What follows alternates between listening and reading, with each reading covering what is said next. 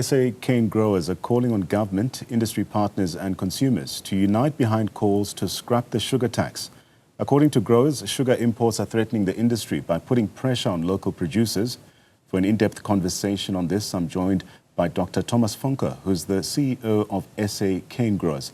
Dr. Funke, good to have you on the program this evening. So, SA Canegrowers is calling for the sugar tax to be scrapped urgently. What has changed over the past year that makes this moment so critical, especially for the survival of the industry? Yeah, good evening. I think there are two elements to this debate. The first one is the sugar tax, or the health promotions levy, which is levied on sugar-sweetened beverages. That levy doesn't work, so our data is showing that obesity trends are actually on the up. But what we do know, and we're not health experts, we're farmers, we don't claim to know everything about a healthy lifestyle. But what we've seen is that those job losses in the rural areas and the loss in income to the farmers is devastating. And this comes at a time when the industry is under huge pressure. We're seeing global prices at 7-year lows. And that has resulted in imports flooding into our market and displacing South African sugar. And these are subsidized imports from Brazil and India. They all have ethanol regimes and are able to subsidize their sugar production. And this cheap sugar is coming in and displacing our sugar onto the world market at a loss. So that's also putting both farmers and millers under huge pressure. And we all know the story around Tongaat being in business rescue. And this is really not helping that process. I wanted to get a bit more context on the impact of this tax. Recent figures do show a sharp increase, especially in imported sugar entering South Africa. Let's speak about this a bit more. How are these imports affecting local producers? And what does this also mean for growers who are already under financial pressure? Yeah, so for every ton that's imported, we have to export a ton. And what happens then is we lose around 7,000 Rand per ton that's exported. And that is then exported onto the world market where prices are, as I said, at a 7-year low. This cheap sugar in South Africa then doesn't really sell at a cheaper price. And that's the irony of the whole thing. Everyone thinks I can buy cheap sugar from Brazil, but that's not the case. So the importers who bring the sugar in actually sell it just underneath the South African sugar price, and therefore the consumer is no better off. So rands are flowing out of the country and paying for this sugar, this Brazilian sugar, and at the same time we have to export sugar at a loss. The net result is that farmers and millers, but mostly farmers, are at a huge financial disadvantage. They lose half of that revenue that they would have made if that sugar was sold in South Africa. And that then puts them under financial pressure. We've got 65,000 people employed on our farms and 275,000 people that are dependent on the industry.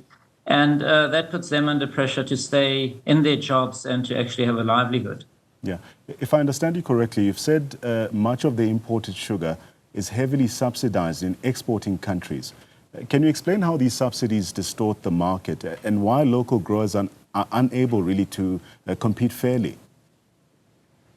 Yeah, so in countries like India and Brazil, they've got big ethanol programs that have had support from government for, and let's talk about Brazil, for 50, 60 years. So what the Brazilians have done is they've developed a massive ethanol industry under the guise of renewable energy, but also to get away from using fossil oil in their fleets. And they're now gearing that up. So what they can do is they can put half of the sugarcane that they harvest, and they're the biggest in the world, 400 odd million tons of sugarcane are harvested every year, but half of that goes to ethanol. And with that ethanol, they're actually making good money because it's a government-supported program. Now, the other half of the sugarcane is converted to sugar, and they can then sell that at very low prices onto the world market, and that sugar then eventually ends up in the South African market. So if we had an ethanol regime in South Africa, I think it might be a bit of a different story, but we don't. And therefore, we're being exposed to these cheap imports flooding in. Yeah. So the sugar industry supports more than 1 million livelihoods across KwaZulu-Natal, for instance, and Mpumalanga. What are you seeing happening in these rural communities especially? as pressure on the sector continues to mount? Yeah, look, farmers, and I can only speak for the farmers, are turning over every cent. And in Mpumalanga, luckily, we had very good rainfall now, and our farmers weren't affected by these devastating floods. But with electricity prices increasing and the cost of water increasing, they really have to schedule all of their production, all of their irrigation in order to try and save costs. In KZN, sugarcane is not irrigated. But at the same time, we've got fertilizer costs, we've got labor costs, we've got transport costs. All of these have gone up dramatically. And at the same time, we can't increase our prices because of these imports coming in. So we're still trying to be cost competitive in the marketplace. But at the same time, it doesn't help if the rand is really strong and if the world price is so low. Dr. Funke, the sugar tax was introduced as a public health intervention. From your perspective, what evidence is there that it has or has not achieved its intended health objectives from what we see? Yeah, so we've done some work on trying to understand that. We've also worked with government and have requested all of these studies that would have proven that a sugar tax is effective and actually reduces obesity. But to date, we haven't received those. And the answer is probably that they don't exist. The sugar tax was implemented as a revenue source, in our opinion. And the irony of it is that beverage manufacturers have actually reformulated. So they're using less and less sugar, therefore paying less of a sugar tax. And it's not really generating the revenue that everyone had hoped it would generate for government. What we have seen, however, is that it's displaced South African sugar. And again, if we don't sell sugar on the local market, that has to be exported at a loss. And that has displaced jobs. We've seen over 10,000 jobs cut in our industry. The value chain, the beverage guys included, is around 16,000 jobs. So the impact has been very big, around 1.2 billion rand in revenue that was lost in the first year alone. So massive impact on the sector and no real gain from an obesity perspective. Yeah. Let's expand on the impact on jobs. When the sugar tax was introduced, the industry lost thousands of jobs in a short space of time. How has the tax continued to affect employment? Also issues around investment, but long-term confidence also in the sugar sector? That's correct. It was actually a step change in the sugar industry and reduced our local market sales by around 250,000 tons. So to put that into perspective, we only sell around 1.3, 1.4 million tons onto the local market. So a massive chunk of local market sales was removed, and that was the 1.2 billion rand of revenue that we lost. And that we can't regain. So even over time, as sales increase, as population increases, those sales are lost forever. And with the threat of increasing the sugar tax or reformulating into other beverages such as milk products or fruit juices, I guess that will just increase that impact. And for every rand that's lost to the sector in terms of revenue, that then obviously also impacts on jobs and viability of farmers to stay in business. Yeah. So South Africa produces enough sugar to meet local demand, if I understand you correctly. What are the broader implications then for food security if imported sugar continues to displace locally produced sugar? Yeah, that's right. So we produce even more than enough. We produce around 2 million tons a year. And in South Africa, only around 1.8 or 1.7 million tons are consumed. We need to remember that we are in a customs union. So Eswatini also produces sugar, and they send around 400,000 tons into the South African market every year, which is also something that doesn't really sit well with us. You know, they are again a very low-cost producer. A number of laws don't apply to them, so they could actually be exporting that sugar to Europe or America and making good money of it, but they choose to send it to us. So that's something in our master plan that we want to address.